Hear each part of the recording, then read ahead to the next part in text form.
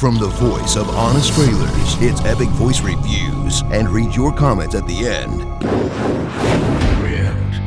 Now in theaters. The theme today is crossovers. Yeah, there was a lot of great crossovers this week. There were 3 of them. You had Batman vs. Superman, you had Superman and Flash, you had the Ninja Turtles, Transdimensional Turtles. So let's talk some crossovers. First off, Batman vs. Superman. From the director of A Cosplayer's Wet Dream comes the single greatest comic book to movie adaptation of all time. 5 stars. A must-see. Deadpool pales in comparison. The Trinity are finally together on the big screen for the very first time, and they rock hardcore. Speaking of rock, get ready for the single greatest villain in DC history, Doomsday, created by Superman's favorite rival, Lex Luthor's son, also named Lex Luthor. Jesse Eisenberg nails it. It was the part he was born to play. April Fools, gotcha. Yeah, it wasn't all that. That being said, it wasn't as horrible as most critics said it was. Yeah, it's got problems, but the problems lied with the editing and the villains. Somewhere in all that footage is actually a pretty good movie. But in the villains, Eisenberg went full Ledger. You never go full Ledger. I wanted a cold, cool, calculating villain, not the Joker. We already had that before. I say Heisenberg, not Eisenberg. Think of what we could have had if Bryan Cranston actually had been Luthor instead of Jesse Eisenberg, because he probably would have stood up to Zack Snyder and said, "No, this is not the way you play this villain." And it would have been great. His motivations behind why he wants Superman dead are weak, and Doomsday looks like something that was animated in 2000. It's just not very good. A lot of the film feels disjointed and sometimes redundant, like showing Batman's origin story again, and the forced future character intros. All that being said, there's a lot to be enjoyed in the film. The fights and effects are really awesome. Affleck turned out to be a pretty good Bruce Wayne and a pretty good Batman, but Wonder Woman stole the show.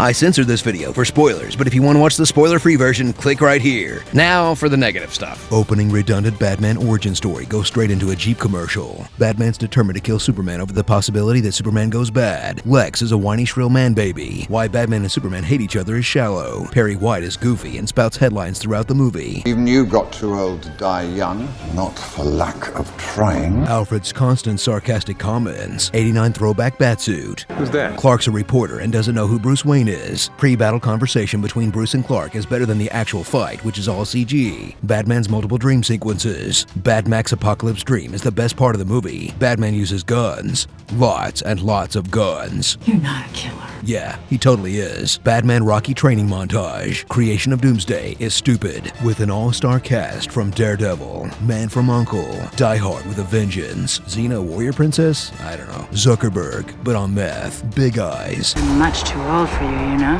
And the mom, who ironically was porked by Batman playing Superman in another movie. 3.5 stars. Still entertaining. Worth seeing in theaters. Batman v Superman. Rated PG-13. Even though the total time Batman actually versus Superman is about 10 minutes. As seen on television. Supergirl meets the Flash in the happiest, brightest DC thing I've ever seen. And as cute as it was, Batman v Superman was still more entertaining. Flash and Supergirl together, it was very fun and uplifting and happy, and just, it was okay. I mean, it wasn't great.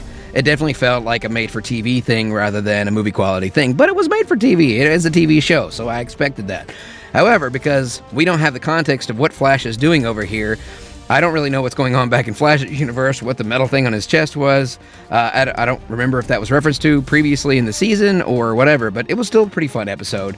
Although, if you think about it, Supergirl and Flash would have easily demolished Silver Banshee and Livewire. I mean, come on. 3 stars. Supergirl. Teenage Mutant Ninja Turtles, Transdimensional Turtles was everything you ever wanted to see in a crossover. Featuring the original cast of Ninja Turtles, including Krang, perfectly ties the original show to the new show and to the original comic book. The Ninja Turtles crossover was freaking spectacular. They alluded to the fact that Rob Paulson did both Raphael and he's the current new Donatello.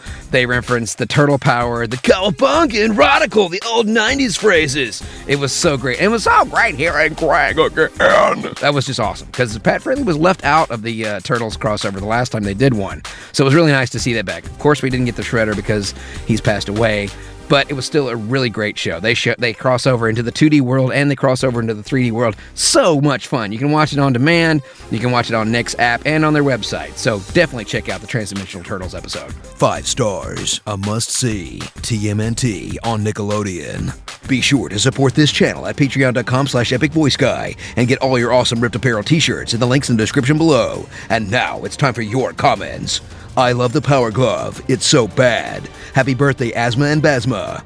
If a person dies and comes back as a ghost during an opera, does that make them a Phantom of the Opera? My review of Batman vs. Superman. This is why Superman works alone. The power of Patty compels you to watch another movie. If you like this video, share it and click subscribe. Click here for more epic voice reviews. Click here for more imitation gaming videos.